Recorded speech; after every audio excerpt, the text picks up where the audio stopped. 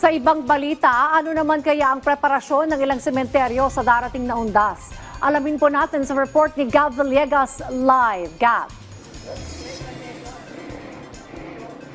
Diana, nanatili pang matumal ang bentahan ng mga bulaklak at kandila dito sa bukana ng Himlayang Pilipino sa Quezon City 3 linggo bago ang undas. Sa pag-ikot ng news team ngayong umaga sa mga flower shop malapit dito sa Himlayang Pilipino, wala pang masyadong namimili ng mga bulaklak para sa mga namayapan nilang mahal sa buhay. Ang mga flower arrangement na nakalagay sa paso, naglalaro pa ngayon sa 80 hanggang 400 pesos depende sa laki. Ang mga bulaklak naman na nakalagay sa basket, umaabot ngayon sa 400 pesos.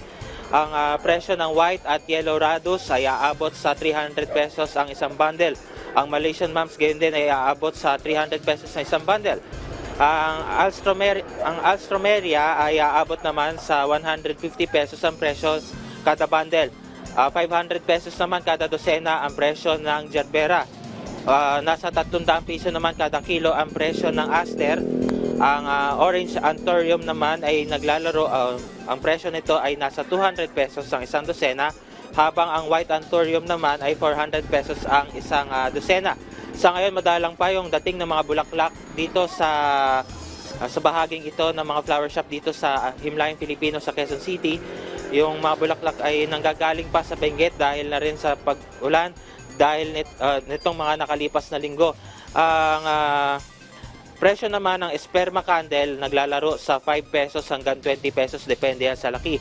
Yung mga vigil candles naman naglalaro 10 piso naman ang presyo nito kada piraso. Ang votive candle naman ay 70 pesos kada piraso, 200 pesos naman ang kada piraso ang grave candle na meron takip. Yung walang takip naman ay ang presyo nito ay 150 pesos.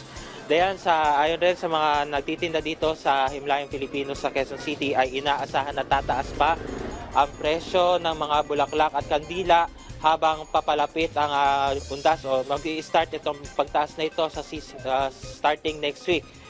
Samantala, nagpaalala rin ang pamunuan ng Himlayang Pilipino sa mga kaanak ng mga nakalibing dito sa kanilang sementeryo na meron lamang silang hanggang October 30 para makapaglinis ng kanilang mga puntod ng mga namayapan nilang mahal sa buhay.